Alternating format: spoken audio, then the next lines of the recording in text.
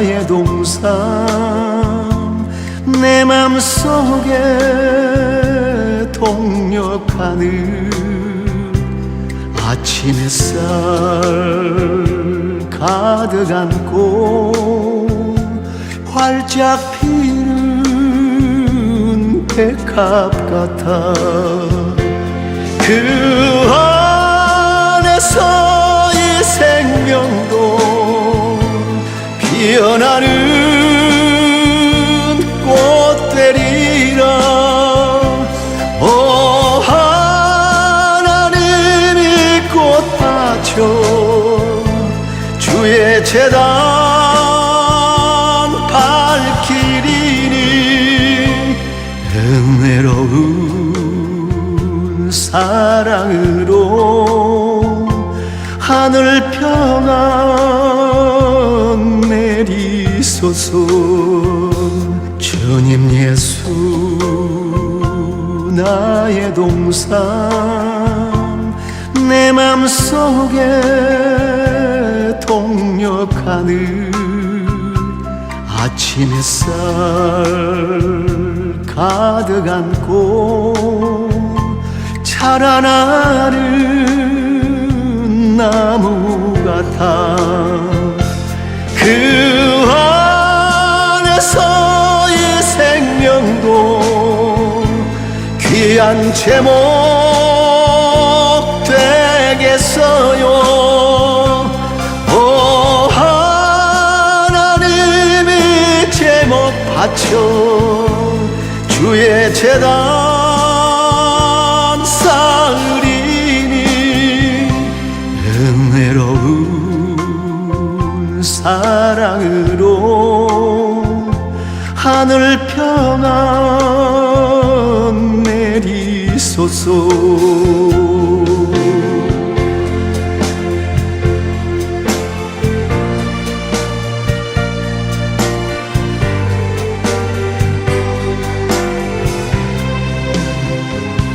주님 예수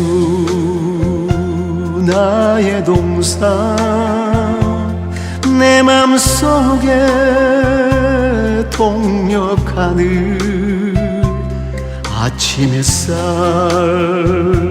가득 안고 피어나는 안개 같아 그 안에서 이 생명도 맑은 영혼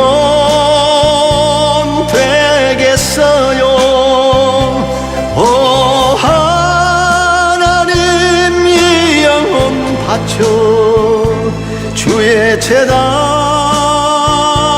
향 내리니 은혜로운 사랑으로 하늘 평안 내리소서 은혜로운 사랑으로 하늘 평안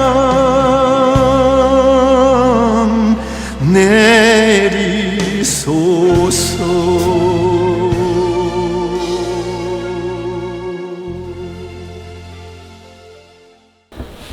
오늘 증거할 본문 말씀을 봉독해 드리겠습니다. 오늘 증거할 본문 말씀은 예레미야 31장 1절에서 2절 말씀입니다. 1절 말씀 봉독해 드리겠습니다. 나 여호와가 말하노라. 그때 내가 이스라엘 모든 가족의 하나님이 되고 그들은 내 백성이 되리라. 나 여호와가 이같이 말하노라. 칼에서 벗어난 백성이 광야에서 은혜를 얻었나니 곧 내가 이스라엘로 안식을 얻게 하러 갈 때라. 아멘.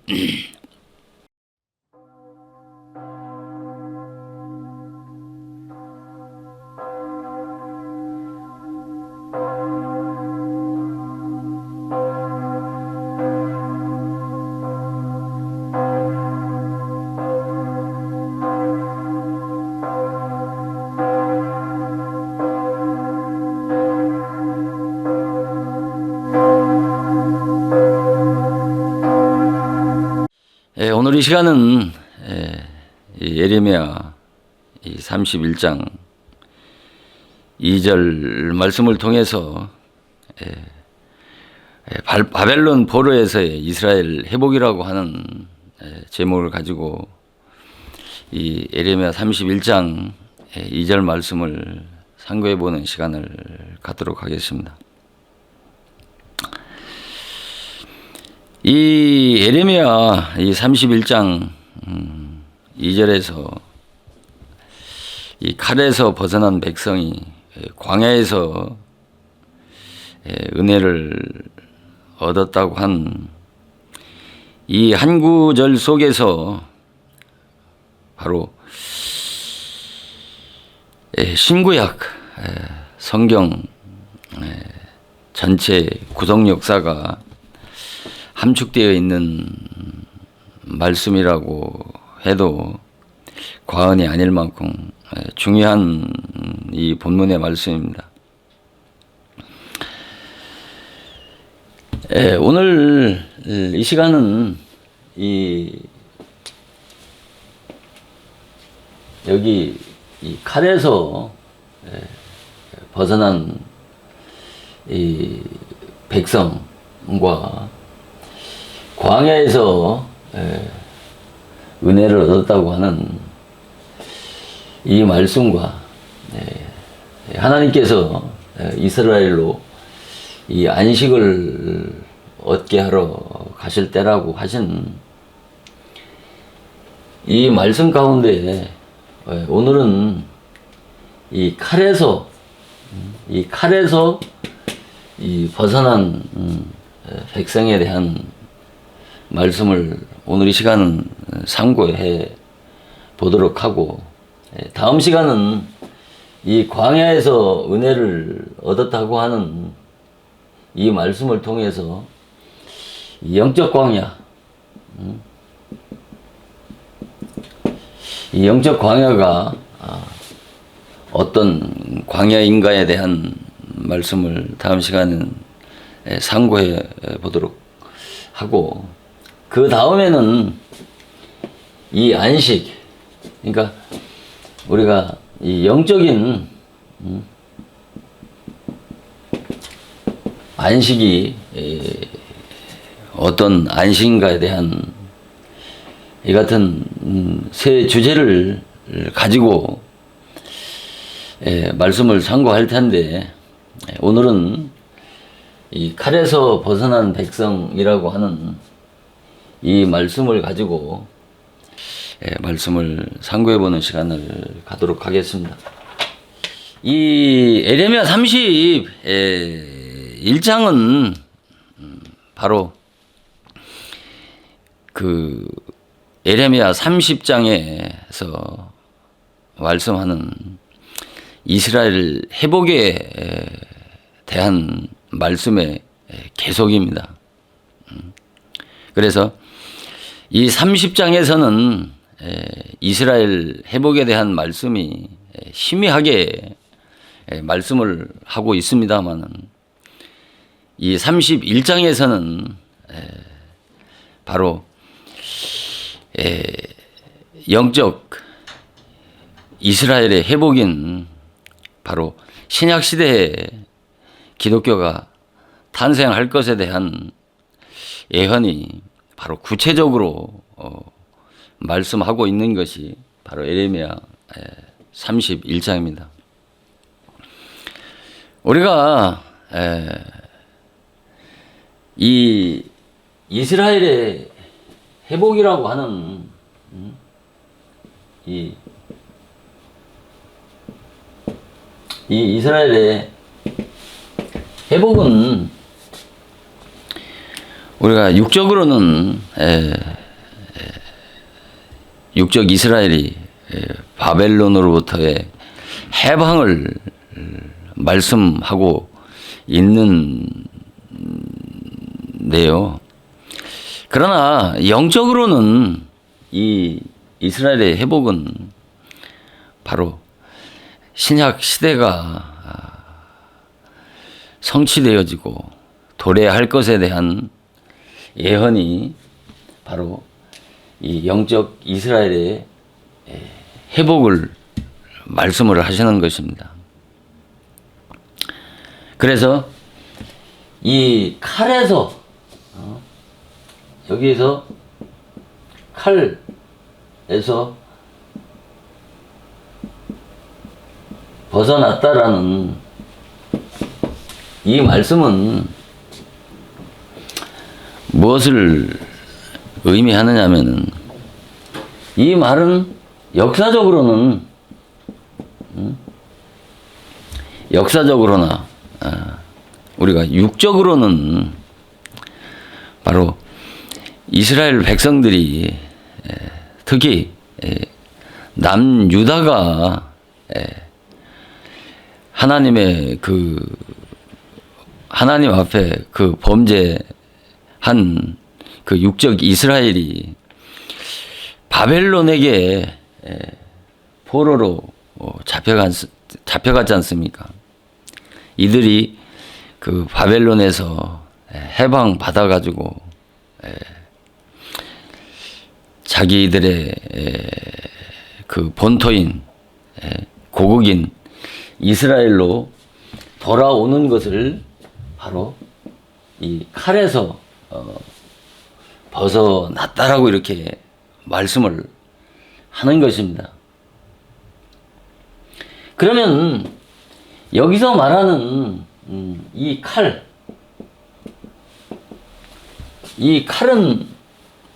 무엇을 의미하느냐 하면은 바로 이 칼은 육적으로는 바벨론을 통해서 이스라엘을 심판한 것을 이 칼이라고 여기에서는 이렇게 말씀을 하는 것이죠. 그러니까 칼에서 벗어났다라고 하는 것은 바로 이스라엘의 심판으로부터 이스라엘이 바벨론의 포로에서 해방 받은 것을 칼에서 벗어났다라고 하는 것이고, 또 이 칼은 바벨론을 통해서 하나님께서 이스라엘을 심판한 것을 바벨론의 칼이다 이렇게 말씀을 하는 것입니다. 그러나 우리가 여기서 칼에서 벗어났다라고 하는 이 말씀을 우리가 영적인 의미로 우리가 이해를 해야 되는 것이죠. 그러니까 우리가 육적으로는 역사적으로는 바벨론 포로에서 해방받은 육적 이스라엘이 고국으로 돌아온 것을 말씀을 합니다마는, 이 영적으로 칼에서 벗어났다고 하는 것은 바로 율법 신앙에서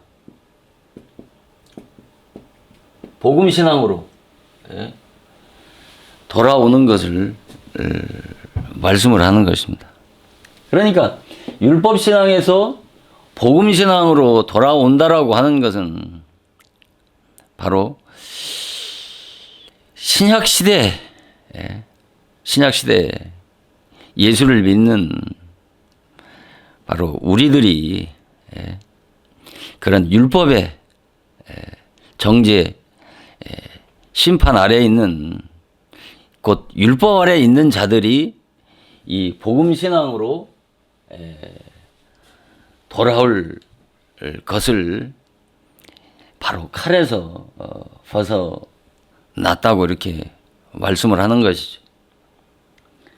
그러면 여기서 말하는 그러면 칼의 영적인 의미는 무엇을 의미하겠습니까?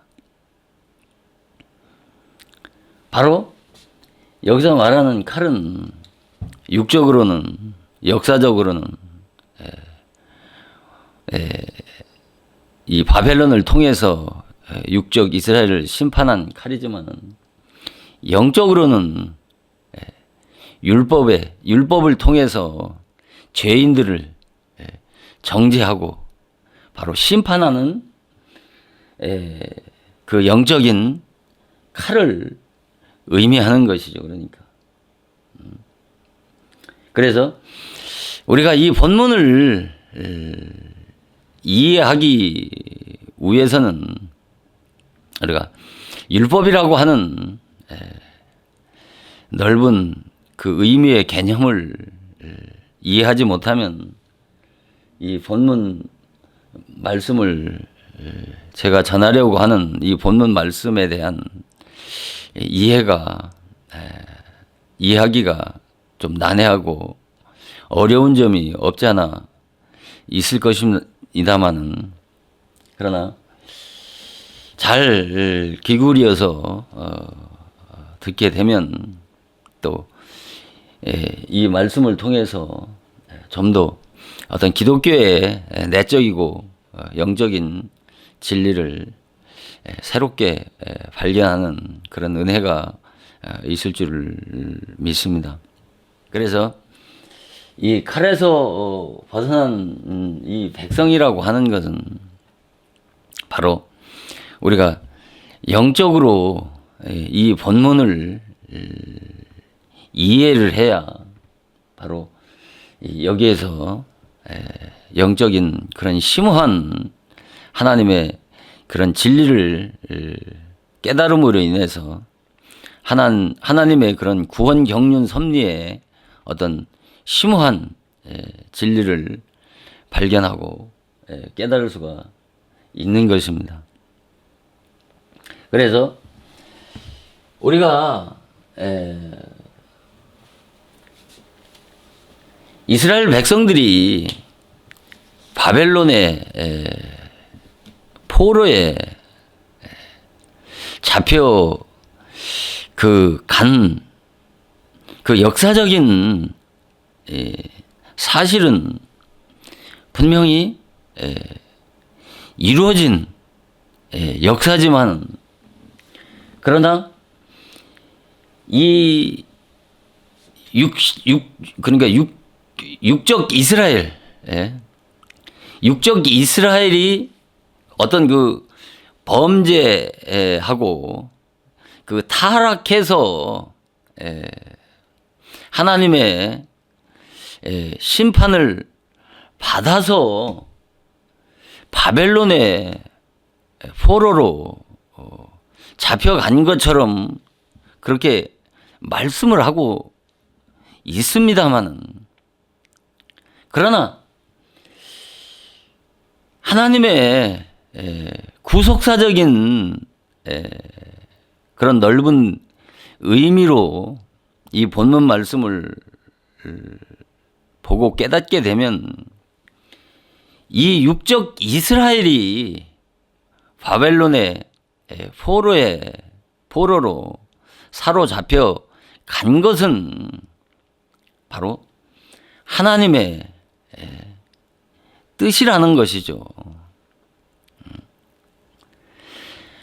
하나님의 뜻에 의해서 하나님의 어떤 섭리하신 뜻에 의해서 이스라엘 백성이 바벨론에 잡혀 갔지만은 또 그들을 어떤 때가 차면 그들을 다시 해방시켜 주셨던 것처럼 바로 이 영적 이스라엘인 이 신약시대 예수를 믿는 우리들도 바로 동일하게 이 바벨론의 포로에 들어가서 바로 종로로 돼야 된다는 것이죠. 그러니까 바벨론의 포로에 들어가서 종로로 탄다라고 하는 것은 바로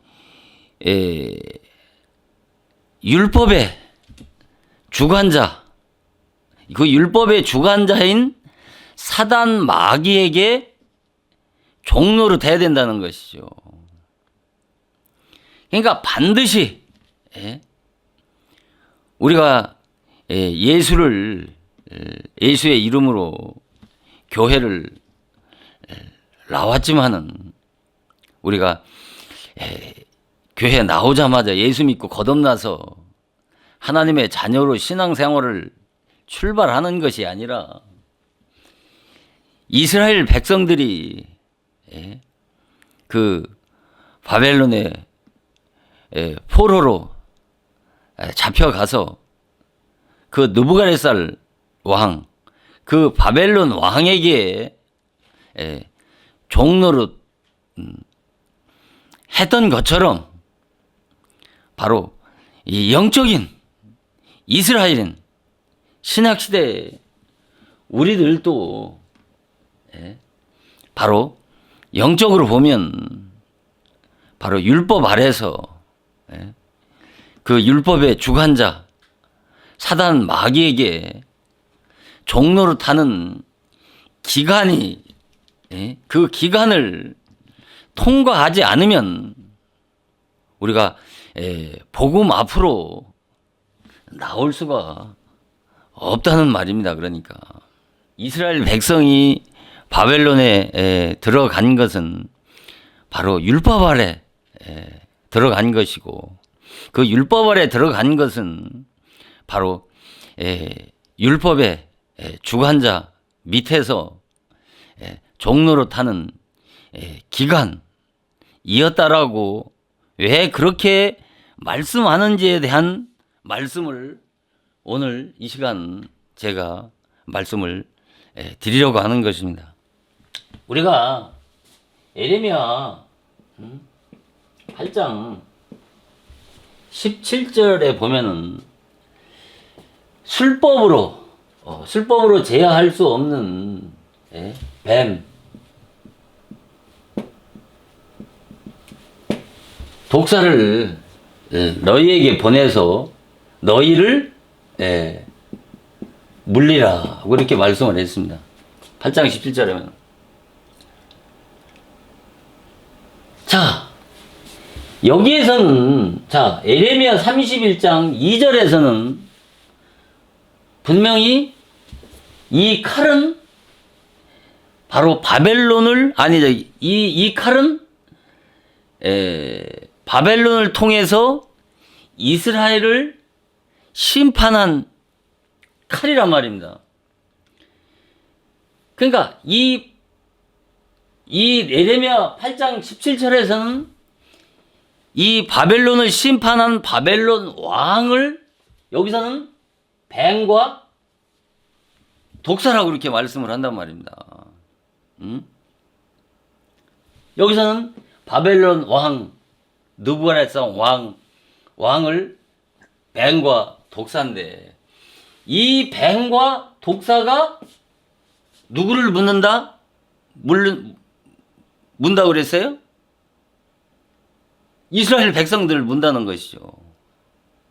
이스라엘 백성들을 무는데 이게 남유다 백성들이죠. 그러니까 유다 백성들을 바벨론으로 사로잡아 갔으니까.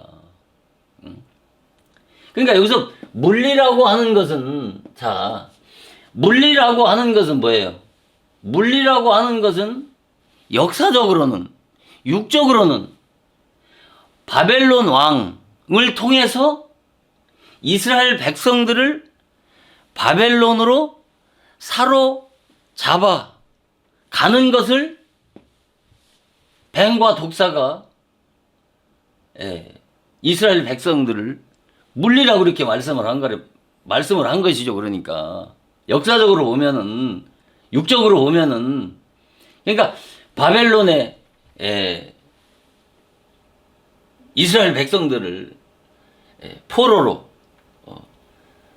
잡아간 것을 이 뱀과 독사가 물리라고 그렇게 말씀을 했단 말입니다. 그러나 이것은 역사적인 것이란 말입니다.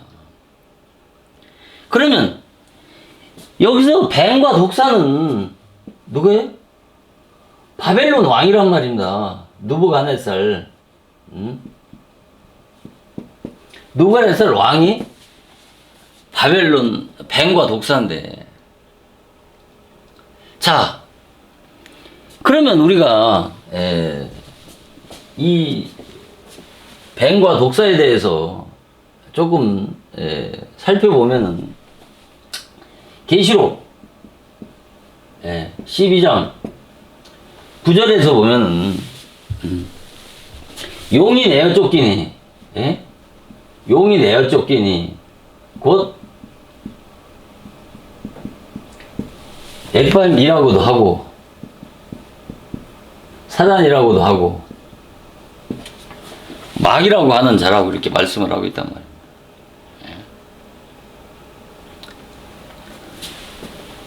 자, 이 용과 옛뱀, 이 사단 마귀는 이명동체예요.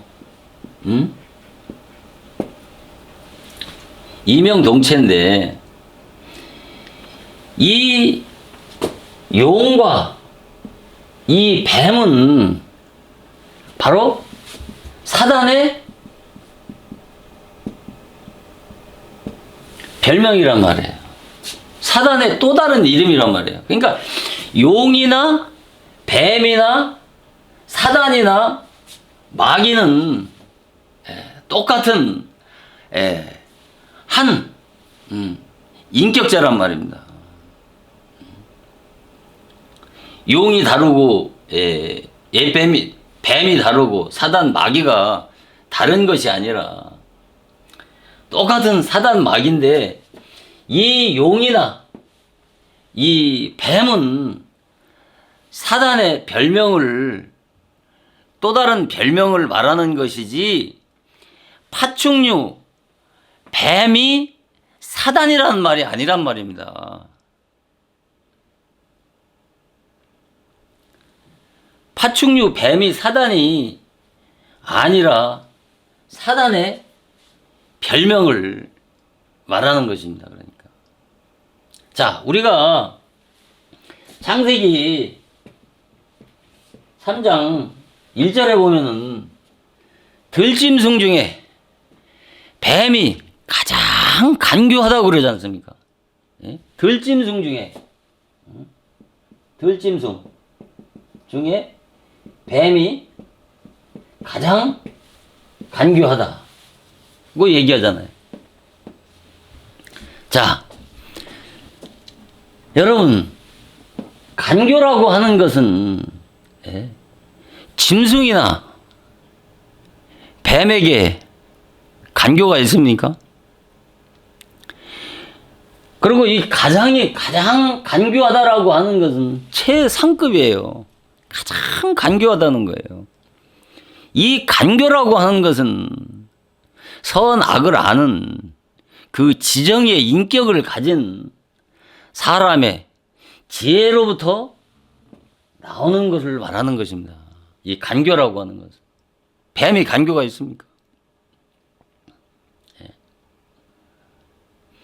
조금 뭐 짐승들 중에서도 어떤 그 영특하기가 조금 짐승들마다의 어떤 차이가 있겠지만은, 여기서 말하는 가장 간교하다고 하는, 뱀이 가장 간교하다고 하는 어떤 짐승의 그런 것을 비유해서 말씀하는 것은 아니겠죠. 그래서 여기서 이 느부갓네살 왕은, 자, 여러분,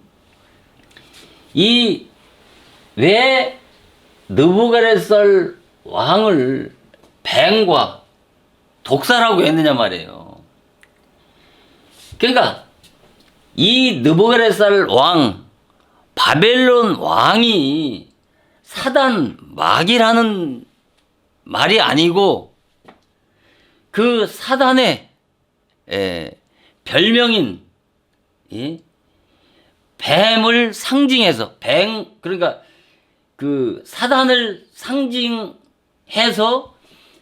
뱀, 독사란 말입니다. 그러니까 느부갓네살 왕이 뱀이 아니라, 사단이 아니라, 이 느부갓네살 왕을 비유해서 상징해서 뱀과 독사라고 말을 한 것이란 말입니다. 그러니까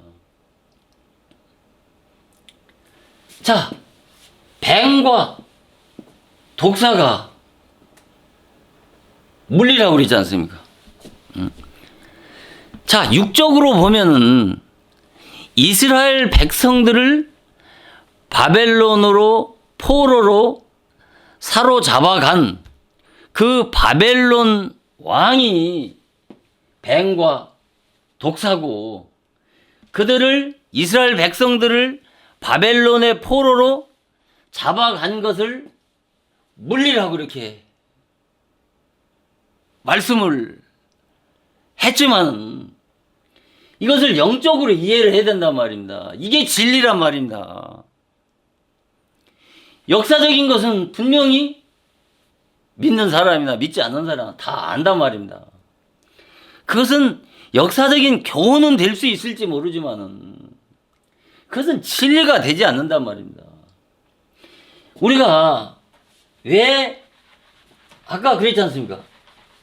이스라엘 백성들이 바벨론의 애굽의 포로와 노예로 사로잡혀 간 것은 바로 율법 아래 들어가서 율법의 주관자 밑에 종노릇 하는 것이라고 그랬지 않습니까?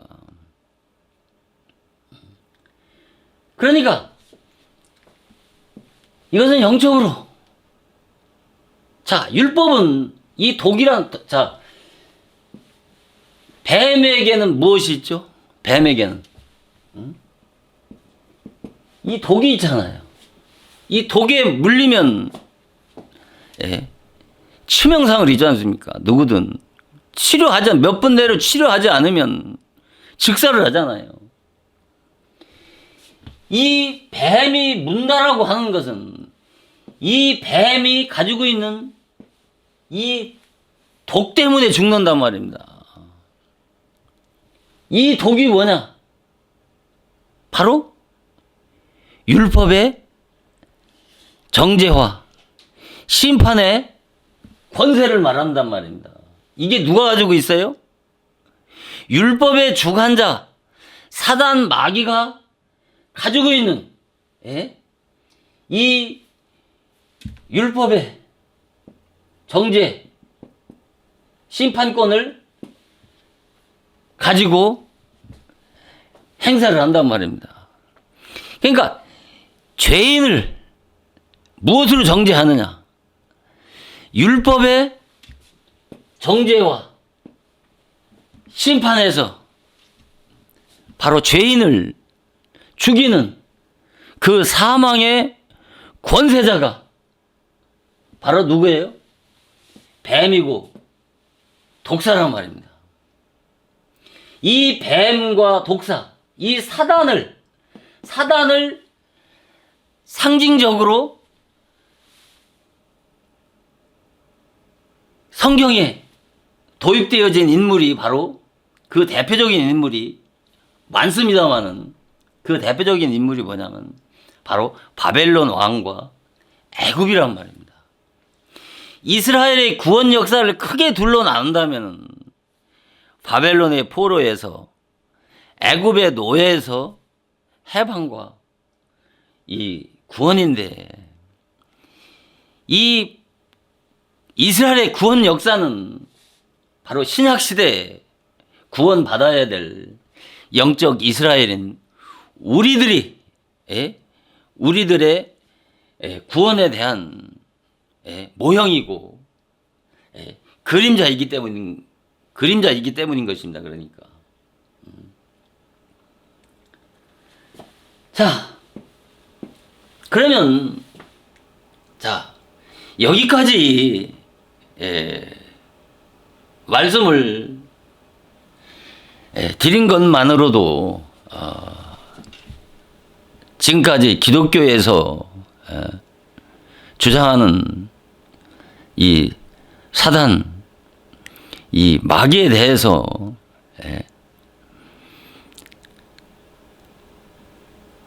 아는 지식과는 많이 상충되어지는 말씀을 드렸습니다만, 이 정도로만 말씀을 드리면 좀 혼돈을 가져올 수 있기 때문에 이 부분에 대해서 조금 더 말씀을 드리려고 하는 것입니다. 잘 듣고 깨닫지 못하면 오해할 수 있는 그런 부분들이 많기 때문에 잘 이해를 해야 되는 것입니다. 우리가 욥기서 40장 소같이 풀을 먹는 하마를 볼지어다. 소같이 풀을 먹는 하마를 볼지어다라고 이렇게 하시면서 하나님께서 욥에게 내가 너를 지은 것 같이, 내가 너를 지은 것 같이 이 하마도 내가 지었다고 이렇게 말씀을 하십니다. 이 하마는 우리가 잘 알고 있는 것처럼 포유류지 않습니까? 그리고 초식 동물이고 때로는 뭐 잡식 동물로도 그렇게 분류를 합니다만은, 아무튼 이 하마를 지은 것처럼 내가 그러니까 욥을 내가 지은 것처럼 내가 하마도 창조했다는 것이죠.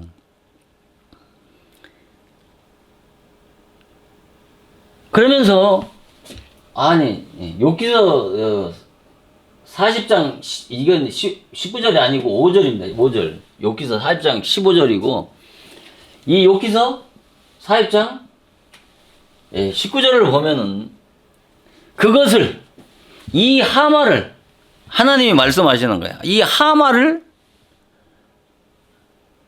하나님께서 창조물 중에 으뜸으로 창조했다는 거예요. 이 하마를 물 중에 으뜸으로 창조하고 그에게 칼을 주었다는 거예요. 하나님이 내가 너를 지은 것 같이 이 하마도 지었는데 창조물 중에 으뜸으로 짓고 그에게 칼을 주었다는 거예요. 잘 들으셔야 됩니다. 자, 우리가 상식적으로 이성적으로 생각해도 어떤 우주의 중심 인물이고 만물의 영장인 사람을 어떤 창조물 중에 으뜸으로 지었다면 뭐 별반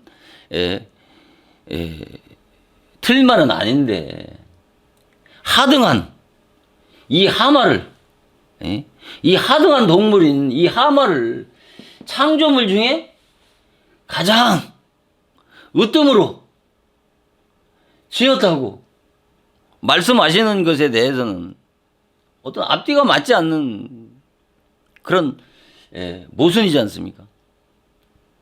더더욱 이해가 안 가는 것은 그에게 칼을 줬다는 거예요. 칼이라고 하는 것은 사람이 필요로 한 도구지 짐승이 필요한 것이 아니지 않습니까? 도대체 이 말은 뭐냐 이거예요.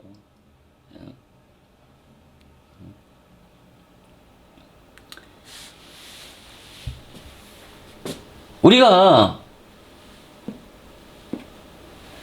이런 말씀을 우리가 문자적으로 보면은 도저히 납득이 가질 않는 것이죠.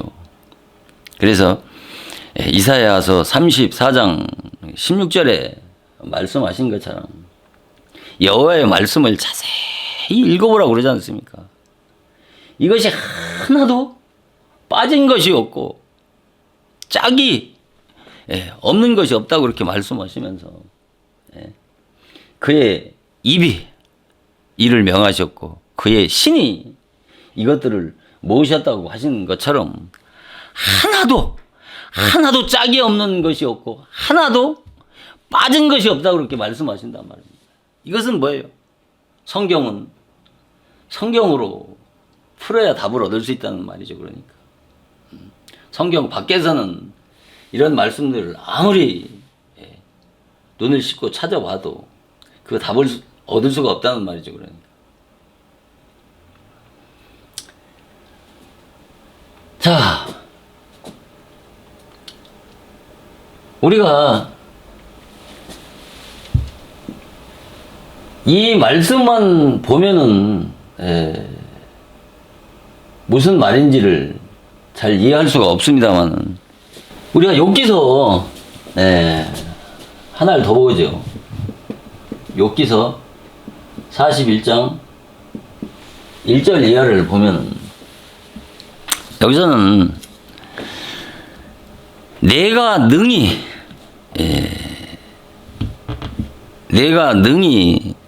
낚시로 악어를 낚을 수 있느냐? 노끈으로 그 혀를 맬 수 있겠느냐? 줄로 그 코를 깰 수 있겠느냐? 갈고리로 그 아가미를 깰 수 있느냐? 그것이 어찌 네게 연속 간구하겠느냐? 유순한 말로 네게 이야기하겠느냐? 어찌 너와 계약하고 영영이 내 종이 되겠느냐? 내가 어찌 새를 놀리는 것 같이 그것을 놀리겠으며 내 소녀들을 위하여 그것을 메어 두겠느냐? 자, 여기서는 이 악어를 말씀하시는 거예요. 악어. 여기서는 또 악어를 여기서 말씀하는 것처럼 악어를 낚시로 낚을 수도 없고 혀를 맬 수도 없고 코를 깰 수도 없고 아가미를 깰 수도 없고 또 그것이 내 종이 될 수도 없고 또 새를 놀리는 것 같이 놀리겠으며 소녀들을 위해서 그 악어를 메어둘 수 있느냐라고 하는 이 말씀은 단순히 어떤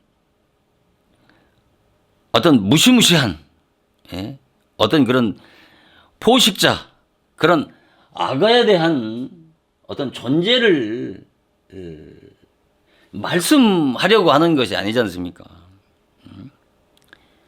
그러면서 이 악어에 대해서 이렇게 어떻게 말씀하시냐면 이 41장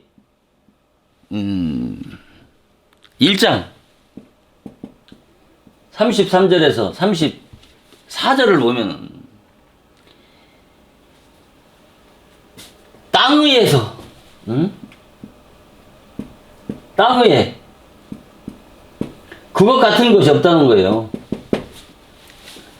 땅 위에 그것 같은 것이 없고 두려움 없이 지었다는 거예요. 이 두려움이 없이 지었다는 거예요. 이 악어를 어떻게 졌어요? 땅 위에는 그것 같은 것이 없다는 거예요. 또 두려움 없게 졌다는 것이죠.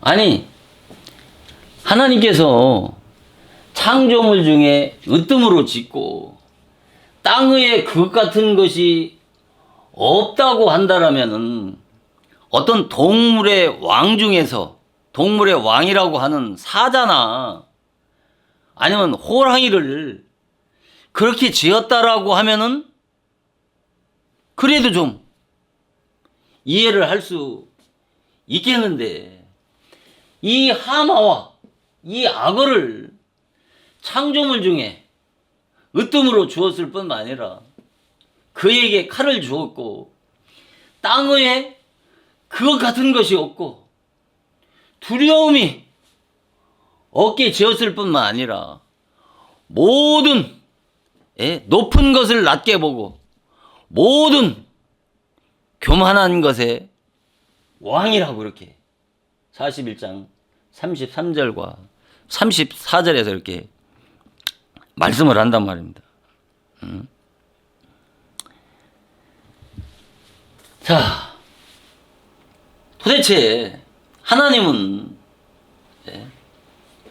지금 이 욥기서 40장과 41장을 통해서 무엇을 말씀을 하시려고 하시는데 인성적으로는 도저히 이해할 수 없는 말씀들을 지금 나열하고 계시잖아요.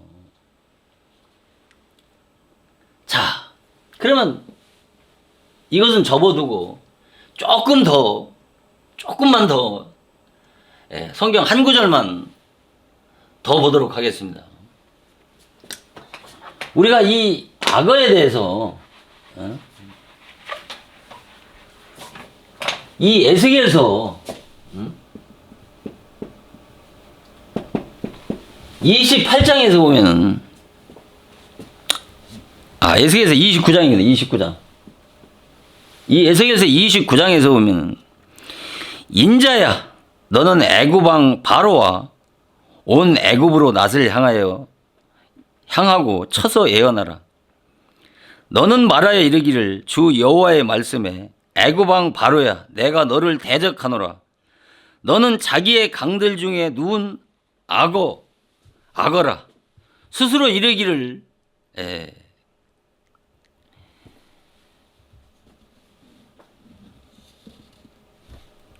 강은 내 것이라 나를 위하여 만들었도다 하고 29장 4절에 내가 갈고려 내 아가미를 깨고 내 강의 고기로 내 비늘을 붙게 하고 내 비늘을 붙은 강의 모든 고기와 함께 너를 내 강들 중에 끌어내고 29장 5절에서는 너와 내 강의 모든 고기를 들에 던지리니 내가 지면에 떨어지고 다시는 거두거나 모음을 입지 못할 것은 내가 너를 들짐승과 공중의 새의 식물로 주었음이라.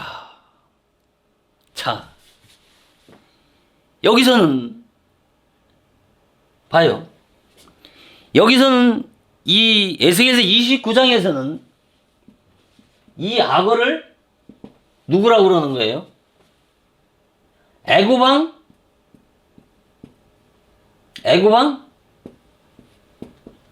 이 바로, 애굽 왕 바로, 애굽 왕 바로를 악어라고 그러는 거예요. 바벨론의 왕 느부갓네살 에레미야서에서는 바벨론 왕을 뱀과 독사로 상징해서 말씀하고 있고 이 욥기서 40장에서는 하마를 창조물 중에 으뜸이라고 하시면서 그에게 칼을 주었다고 그러고 욥기서 41장에서는 이 악어를 바로 땅 위에 그것 같은 자가 없고 또 두려움 없게 이 악어를 창조했다고 이렇게 말씀하시면서 이 에스겔서 29장에서는 이 악어를 뭐라고 그래요? 그러니까 성경은 어떤 성경의 한 편만을 보면 답을 찾을 수가 없단 말입니다. 그래서 성경은 성경에 다 짝이 있는 것이죠. 그러니까. 그래서 성령의 조명과 계시가 아니고는 이 성경의 답을 생명의 진리를 발견할 수가 없는 것이란 말입니다. 그래서 이 악어를 에스겔서에서는 애굽의 바로 왕을 악어라고 비유해서 말씀하시는 거란 말입니다. 그러니까 여기서는 다 뭐를 말하는 거예요? 바로 사단 마귀. 그러니까 바벨론 왕이나 하마나 아거나 이 바로를 뭐로 비유해서 바벨론의 사단의 별명인 그 마귀와 사단을 상징해서 이 느부갓네살 왕을 뱀과 독사라고 하고 또 하마라고도 하고 악어라고도 하는데, 또는 이 애굽 왕 바로를 바로 사단을 상징하는 거란 말입니다. 역사 속에서 나오는 바벨론이나 이 바로가 사단이라는 말이 아니란 말입니다. 사단을 상징한단 말입니다. 그래서 성경에는 이 사단이라고 하는 별명과 또 다른 이름들이 40가지가 넘는 별명과 이름으로 나오기 때문에 이 사단의 이 비밀, 이 사단의 정체를 기독교 2000년 동안 수많은 신학자들이 연구하고 묵상하면서 기독교 2000년 역사 속에서 이 사단의 비밀이 감춰져 내려온 것이란 말입니다.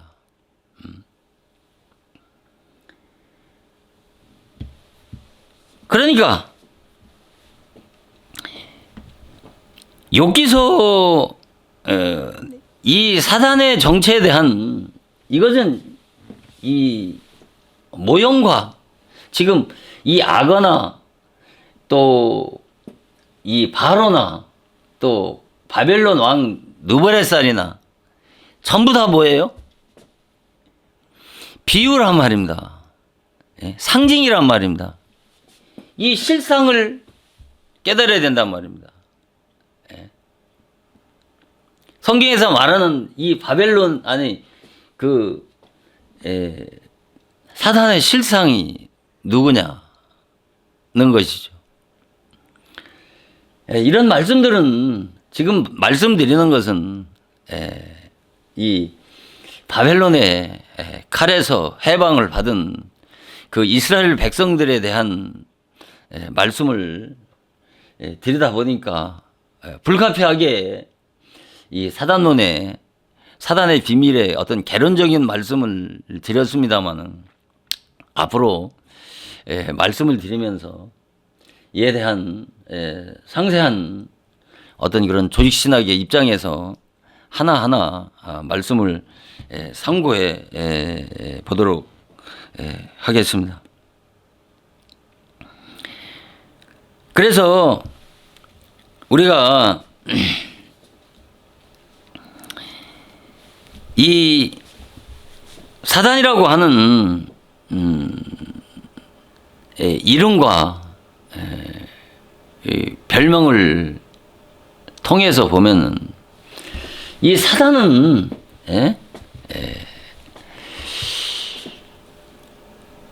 하나님의 놀라운 하나님의 사명을 받은 하나님이 쓰시는 종이란 말입니다. 이 사단은. 그러니까 에레미야 27장 8절에 내 종 바벨론 왕을 섬기지 아니하는 백성이나 또 그 목에 바벨론 왕의 멍에를 매이지 않는 자들은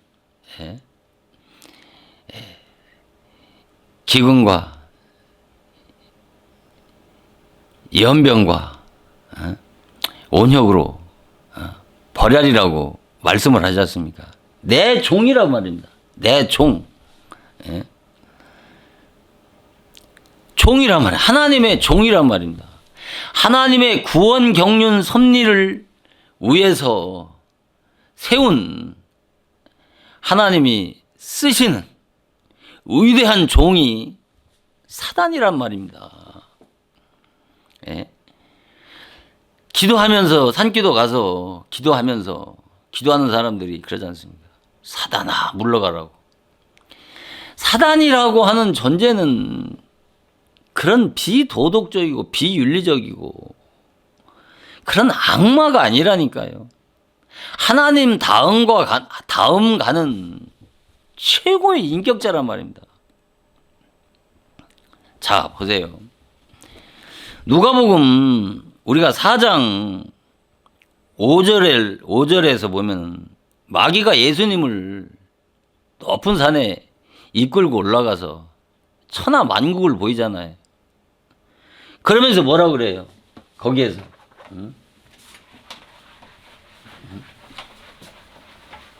거기서 뭐라고 그랬죠?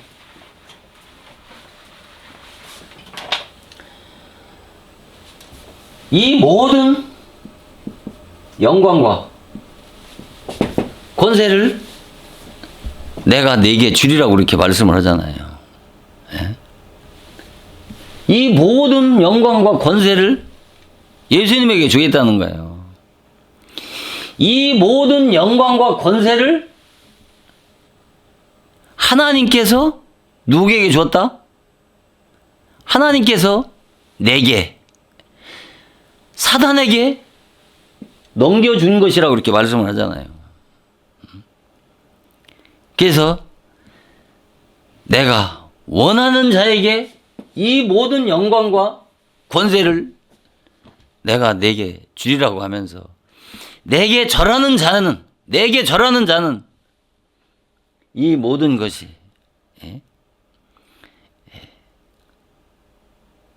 내 것이 되리라고 그렇게 말씀을 하지 않습니까? 이 천하 영광 그 모든 권세를 누구에게 받은 거예요? 하나님으로부터 사단에게 넘겨줘서 이 모든 율법의 입법자는 하나님이지만은 그 율법이라고 하는 것은 그렇게 단순한 게 아니라니까요. 너무나도 광범위한 거란 말입니다. 대우주적인 그런 광범위한 뜻을 가지고 있는 거란 말입니다. 이것을 이 누가복음 4장 5절을 인용하면서 사람들은 그러잖아요. 사단이 거짓말하는 자라고. 예? 무슨 지가 무슨 권세가 있어가지고 그런 천하 영광 권세를 주겠다고 가느냐는 거죠. 거짓말하는 거라는 거죠. 그것이 요한복음 8장 44절에서 그러지 않습니까? 너희는 너희 아비 마귀에서 났다고 그러잖아요.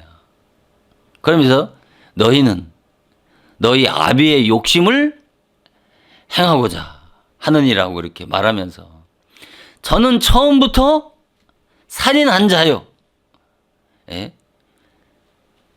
그 속에 진리가 없으므로 진리에 서지 못하고 거짓을 말할 때마다 제 것으로 말하나니 거짓을 말할 때마다 제 것으로 말하나니 저는 거짓말장이요 거짓의 아비라 그래 있단 말입니다.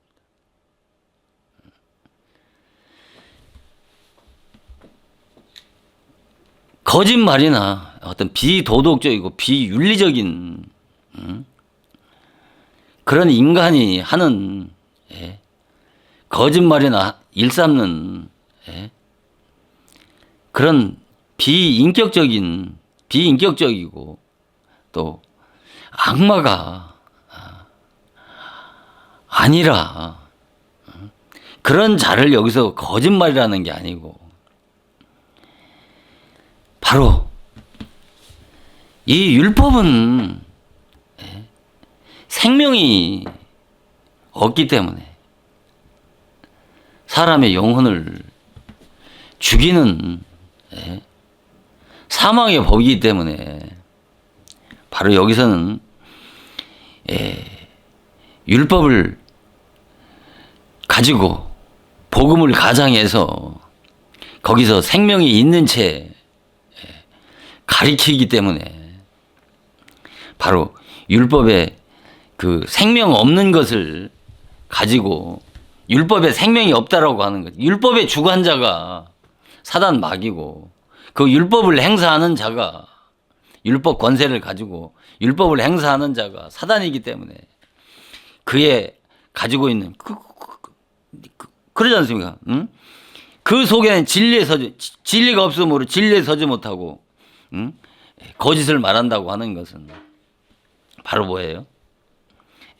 율법은 생명이 없는 거짓이기 때문에 진리만이 생명이 있기 때문에 바로 그렇게 말씀을 하시는 것이죠. 이게 처음부터 살인한 자다. 그러니까 율법은 죽이는 사망의 법이기 때문에 살인하는 자라고 말씀하는 것이지. 여기서는 율법의 성격을 말씀하는 거란 말입니다. 그래서 요한복음 8장 44절에 그렇게 말씀하시면서 45절에는 내가 진리를 말함으로 너희가 나를 믿지 아니하는도다. 그러니까 예수님은 진리를 말하면 예수님의 진리를 말하면 그 당시에 사두개인 바리새인들은 믿지를 않는 것이죠. 그래서 이 욥기서 18장에서 보면은 바로 백채를 먹으리니 사망의 장자가 그 지체를 먹을 것이라고 이렇게 말씀하지 않습니까? 이 사망의 장자가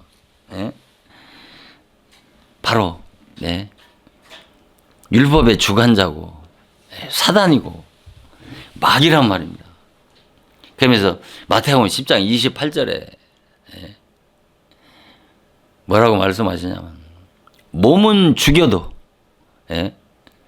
몸과 영혼을 죽이지 못하는 자를 두려워하지 말고 몸과 영혼을 지옥으로 떨어뜨리는 자를 두려워하라고 이렇게 말씀하시는 거란 말이에요. 그러니까 마귀는 인간의 육체 생명은 죽일 수 있을지 모르지만은 이 인간의 영혼은 좌지우지할 수 없단 말입니다. 그러니까 예수를 믿지 않으면 바로 영혼과 육체가 지옥에 가기 때문에 바로 예수님을 향해서 바로 영혼과 육체를 멸하는 자를 두려워하고 땅에 있는 자를 아비라 하지 말라고 그렇게 말씀하시습니다. 땅에 있는 자를 아비라 하지 말고 하나님은 오직 하나이시다라고 이렇게 말씀하셨는데 그 땅에 있는 자도 땅에 있는 자가 누구예요? 육신의 아비를 말씀하는 게 아니라 바로 땅에 있는 자는 바로 이 세상 임금인 그 사망의 주관자, 율법의 주관자를 사단 마귀를 땅에 있는 아비라고 그렇게 말씀을 하는 것이죠. 그래서 이 사망의 이 권세, 우리가 이 사망의 권세, 이 죽음의 권세 앞에 그 누구든 무릎 꿇지 않을 사람이 없단 말입니다. 그래서 인간은 그 죄와 죽음을 두려워하는 것은 무엇 때문이냐면 바로 그 생명을 삼키는 생명의 배후에 이 사망의 권세자 마귀가 있기 때문에 우리가 죽음과 죄라고 하는 것을 두려워하는 것이고 그러니까 모든 생명체를 죽이는 이 법적 사망의 권세자란 말이에요. 이 법적 사망의 권세자라는 말이 참으로 어려운 말씀입니다. 그러니까 여기서 41장 34절에 두려움 없게 지음을 받았다고 하는 말씀이 바로 이 모든 생명체를 삼키고 죽이는 이 법적 사망의 권세자, 정말 공포와 두려움의 이 대상자는 바로 율법의 주관자뿐이란 말입니다.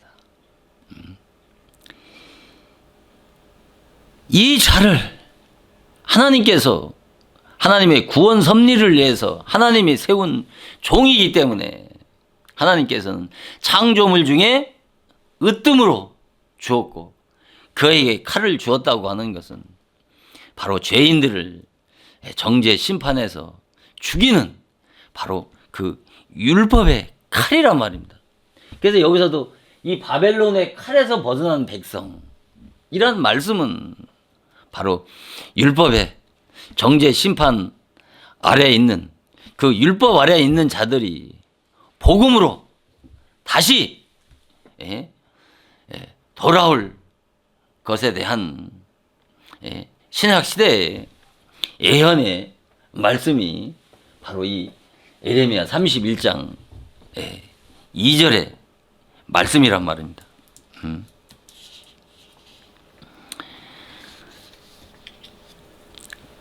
그래서 사도 요한은 그래서 요한복음 8장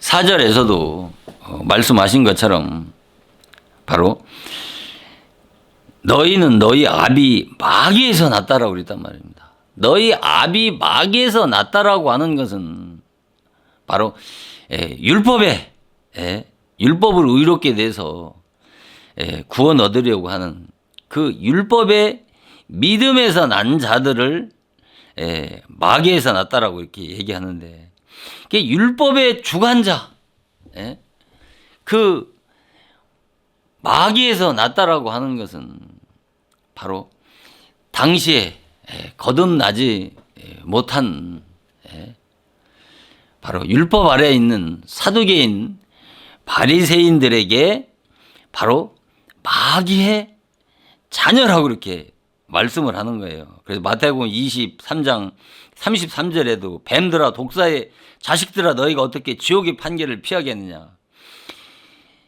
세례 요한도 이 뱀들아 독사의 새끼들이라고 그렇게 말씀을 하잖아요. 그러니까 물과 구약 시대나 신약 시대나 할 것 없이 물과 성령으로 거듭나지 못한 자들은 다 어떻게 다 마귀의 자녀고 마귀의 권세 아래서 다 종노릇하는 것이란 말입니다. 그래서 애굽과 바벨론의 노예와 그런 종살이에 들어간 것이 바로 육적 이스라엘이나 영적 이스라엘이 애국과 바벨론의 노예와 그 종살이에 들어가는 것이 하나님의 뜻이란 말입니다.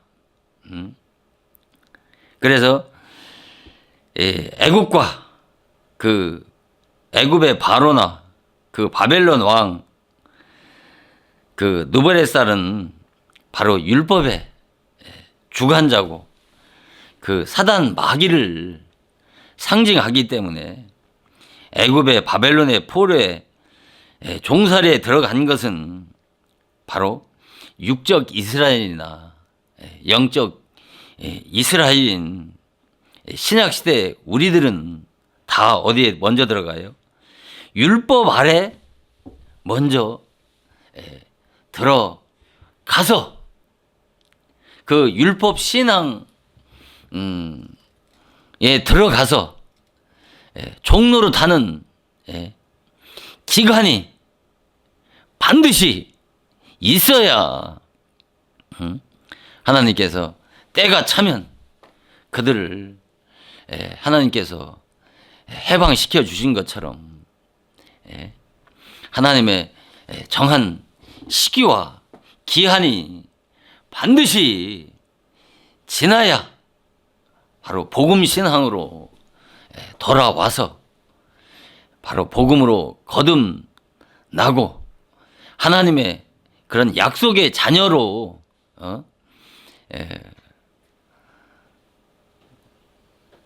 다시 태어나야 바로 하나님의 그 약속한 바로 영생의 나라의 주인공이 되어질 수가 있는 것입니다. 자, 몇 구절만 더 본다 그러면 우리가 예레미야 27장 6절에 보면 이제 내가 이 모든 땅을 내 종 바벨론 왕 느부갓네살의 손에 주고 들짐승들을 그에게 주어서 부리게 하였나니. 예레미야 27장 8절에는 나 여호와가 이르노라 바벨론 왕 느부갓네살을 섬기지 아니하는 국민이나 그 목으로 바벨론 왕의 멍에를 매지하는 백성은 내가 그의 손으로 진멸하기까지 칼과 기근과 연병으로 벌하리라. 자, 이 6절 7절 말씀은 정말 아주 중요한 구절입니다. 이 모든 땅을 내 종 바벨론 왕에게 바벨론 왕의 손에 주었단 말입니다. 그러니까 바벨론 이 왕이 온 땅을 손에 쥐고 마음대로 주무를 수 있는 그런 절대 자의 권세를 가지고 행사하는 자란 말입니다. 이에게 들짐승들을 그에게 주어서 부리게 했다는 말이에요. 들짐승들을 부리게 한다라고 하는 것은 무엇을 의미할까요? 들짐승은 어떤 무슨 산에 있는 무슨 짐승을 동물들을 말하는 것이 아니고 이 들짐승은 바로 믿지 않는 이방인들을 들짐승이라고 말하는 것입니다. 그러니까 이 사단 마귀는 이 세상 임금이라고 하니까 이 믿지 않는 불신 세계만을 다스리는 존재라고 생각을 합니다만은 그게 아니고 이 사단 마귀는 신불신 세계에 공의 다스리는 잔데 바로 물과 성령으로 예수를 믿어도 물과 성령으로 거듭나지 않으면 바로 이 율법의 주관자 이 사단 마귀에게 불갑을 종로를 탄단 말입니다. 그래서 예레미야 27장 8절에 보면 나 여호와가 이르노라 바벨론 왕 느부갓네살을 섬기지 않은 국민이나 그 목으로 바벨론 왕의 멍에를 매지 않은 백성은 칼과 기근과 연병으로 벌하리라고 했는데 이 바벨론 왕의 멍에는 뭐예요? 율법의 멍에란 말입니다. 이 멍에를 매지 않으면 멸망을 받는다고 그렇게 말씀을 하잖아요. 이 말은 무엇을 말씀할까요? 예수를 믿으러 나와서 예수의 이름으로 신앙생활을 시작한다 할지라도 누구든지 이 사단의 이 율법의 멍에를 매지 않고는 그리스도의 진리의 복음 안으로 절대 들어올 수가 없는 것입니다. 왜 그럴까요? 왜 바벨론 왕의 멍에를 매지 않으면 멸망한다라고 이렇게 얘기했을까요? 이 말은 뭐예요? 율법 신앙을 통과하지 않으면 복음 신앙으로 돌아올 수 없다는 말 아니겠습니까? 아니 육적 이스라엘 선민이 바벨론 왕의 멍에를 매지 않고 바벨론의 포로로 잡혀가지 않는 것이 복이지 왜 바벨론의 왕의 포로로 바벨론에 잡혀가서 70년 동안 그 숱한 고난의 세월을 살게 하느냐는 것입니다. 그러니까 이것은 바로 하나님의 그 놀라운 창세전부터 예정하신 그 구원 경륜 섭리를 바로 이해를 해야 되는 것입니다. 인간이 죄만 짓고 살다가 교회 나오자마자 예수 믿고 거듭나서 하나님의 자녀가 되는 것이 아니라 바로 세상에서 죄만 짓던 그 타락한 그 옛사람의 본성이 깨어지고 바스라 쳐야 되는 것입니다. 그래서 율법을 통해서 바로 죄를 깨닫고 회개를 하지 않으면 회개에서 영적인 죽음을 체험하지 못하면 복음으로 거듭나는 그 영생의 축복을 결코 그 누구도 받을 수가 없는 것이란 말입니다. 그래서 신앙은 율법 신앙으로부터 출발해서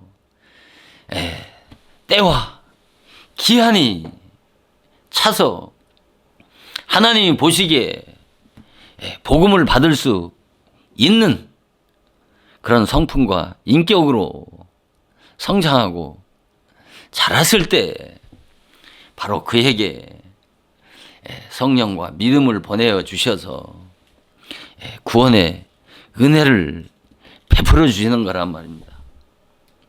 이스라엘 백성들을 범죄한 이스라엘 백성들을 왜 애국과 바벨론에 집어넣어서 400년 동안 그 70년 동안 모든 그 고난의 고통스러운 세월을 통과하도록 했느냐고 하는 이것은 영적 이스라엘도 동일한 역사 속에서 반복되어지는 이 진리라고 하는 것을 깨닫지 못하면 바로 헛된 신앙의 길을 걷게 되어진다라고 하는 것을 명심 또 명심해야 되는 것입니다. 그래서 사도 바울은 바벨론에 분명히 이스라엘 백성들이 이 바벨론에 들어갔잖아요. 이것을 뭐라고 그랬어요? 율법 아래, 율법의 주관자 아래 들어가서 종로를 타는 것이란 말입니다. 이 말씀을 통해서 보면은 역사적인 교훈밖에 얻을 수가 없단 말입니다. 이 사실을 사도 바울을 통해서 사도 바울은 율법학자잖아요. 율법학자로서 율법에 능통했던 사도 바울이 그리스도 안에 들어와서 율법의 그 무시무시한 비밀을 깨닫고 그가 바로 로마서와 각 서신서를 통해서 바로 이 같은 말씀들을 밝히는 것입니다. 그래서 갈라디아서 1장에서 내가 말하는 유업을 이을 자가 모든 것의 주인이나 어렸을 동안에는 종과 다름이 없어서 아버지의 정한 때까지 후견인과 청지기 아래서 종로를 탄다라고 그러지 않습니까? 이 후견인과 청지기가 누구예요? 구약에서는 이 사단을 상징하는 존재가 바벨론 왕이고 또 욥기서에서는 악어와 하마로 비유를 하고 에스겔서에서는 에스겔이는 이 하마를 바로 왕이라고 하는데 이 자들이 전부 뭐예요? 사단 마귀의 또 다른 별명이고 사단 마귀를 상징하는 존재들이지 실제 사단 마귀가 아니란 말입니다. 그러나 이 같은 사단을 상징하는 또 다른 이름들을 사도 바울은 뭐라고 그래요? 후견인과 청지기라고 그렇게 말씀하잖아요. 반드시 거듭나기 전까지는 어렸을 때는 이 세상 그러니까 유업을 이을 자가 모든 것이 주이나 어렸을 동안에는 거듭나기 전까지는 다 종이라는 것이죠. 거듭나야 아들이 되는데 그때까지는 아버지의 이 정한 때란 말이야. 정한 시간이란 말이에요. 이스라엘 백성들이 반드시 그 바벨론의 종살이에 들어가는 것이 하나님의 뜻이고 하나님의 섭리란 말입니다. 그래서 때가 찼을 때 그들을 바벨론에서 해방시키신 것처럼 이 갈라디아 2장에서는 아버지의 정한 때란 말입니다. 이것은 크로노스의 시간이 아니라 하나님의 시간인데 이 때는 바로 우리 인간이 정한 시간이 아니고 하나님의 정한 시간인데 이 사도 바울은 이 후견인과 청지기를 바로 이 사단 마귀를 후견인과 청지기라고 그렇게 말씀을 하면서 사도 바울 자신도 율법학자였던 사도 바울 자신도 어렸을 때는 율법 아래서는 자기도 어렸을 때라는 것이죠. 예수를 만나기 전에는 어렸을 때는 이 세상 초등 악문 아래서 종로로 됐다고 그렇게 말하잖아요.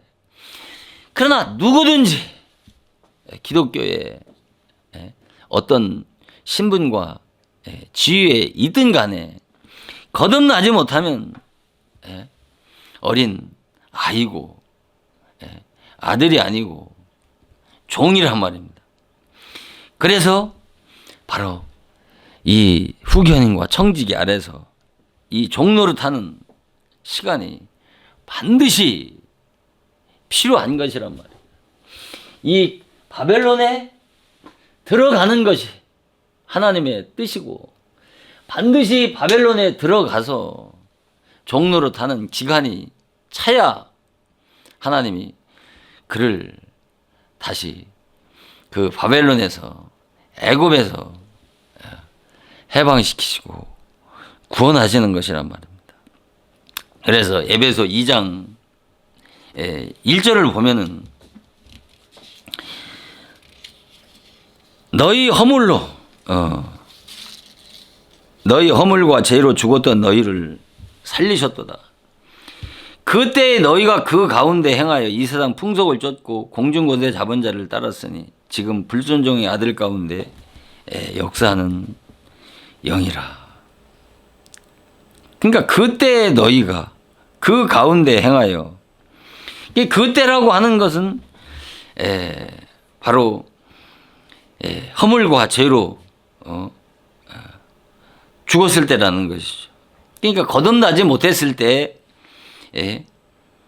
그때 너희가 그 가운데 행하여 죄와 허물로 죽었을 때 바로 이 세상 풍속을 쫓고 공중 권세 잡은 자를 따랐다고 하나. 바로 이 공중 권세 잡은 자라는 게 뭐예요? 그러니까 거듭나기 전까지는 다 뭐예요? 공중 권세 잡은 자, 곧 사단 마귀 아래서 종노릇 하는 것이라는 것이죠.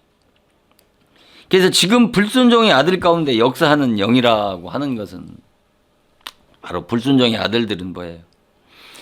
바로 예수를 믿지 않는 그 불신자들의 영을 사로잡고 있는 그 사단의 영, 율법의 영, 그 마귀의 영이 사로잡고 있는 것과 같이 바로 물과 성령으로 거듭나지 못하면 다 그 가운데서 멸망받을 수밖에 없다는 것이죠. 그래서 전에 우리도, 사도 바울이 전에 우리도 다 그 가운데서 다라고 그러잖아요. 다, 모두 다. 사도 바울 자신뿐만 아니라 그 당시에 예수를 믿는다고 하는 그리스도인들도까지 다 그 가운데서 바로 육체의 욕심을 따라 지내며 육체의 마음에 원하는 것을 하여 다른 이들과 같이 본질상 진노의 자녀였다는 것이죠. 본질상 진노의 자녀라는 게 뭐예요? 바로 거듭나지 못한 자들을, 그 멸망받을 마귀의 자녀들, 바로 본질상 진노의 자녀라는 것이죠. 자녀는 자녀인데 멸망받을 자녀라는 것이죠. 이 자들은 다 뭐예요? 마귀의 자녀라는 것이, 거듭나지 못한 율법 아래에 있는 자들. 그래서 갈라디아 4장 8절에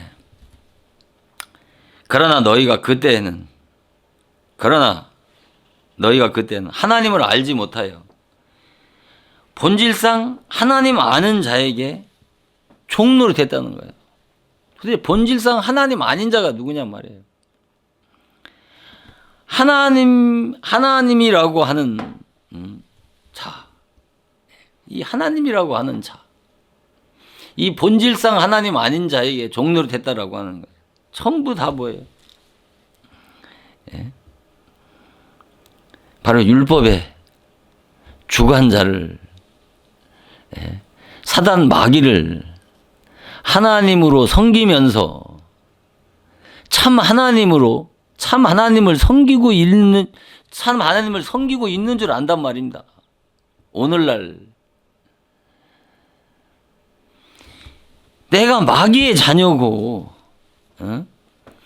그 마귀를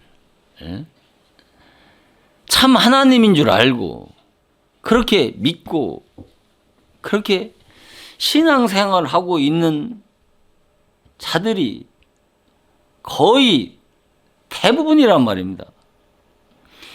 그러니까 이 같은 사실을 기독교계를 향해서 나팔을 부려야 됩니까? 안 부려야 됩니까? 그러나 사단 마귀의 자식들은 이런 나팔을 불면 그대로 내버려 둘 리가 없죠. 신약 시대나 신약 말기인 지금 이 시대나 거짓은 항상 참을 핍박하고 조롱하는 것이죠. 그래서 오늘 제가 말씀을 드린 것은 다른 것이 아니고 육적 이스라엘이 바벨론에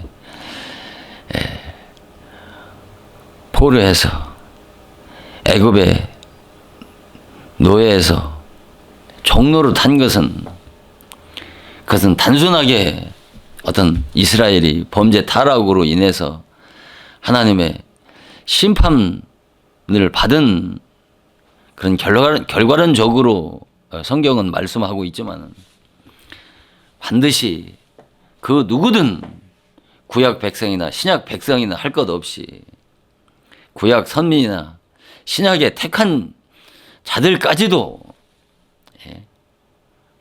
바로 바벨론과 애굽이라고 하는 율법의 주관자 아래서 율법 신앙에 들어가서 율법 주관자 아래서 종로로 타는 기간 없이 단번에 복음으로 거듭나서 하나님의 자녀로 신앙생활을 하는 것이 분명 아니라고 하는 이 한 가지 사실만을 깨닫고 성경을 본다고 하면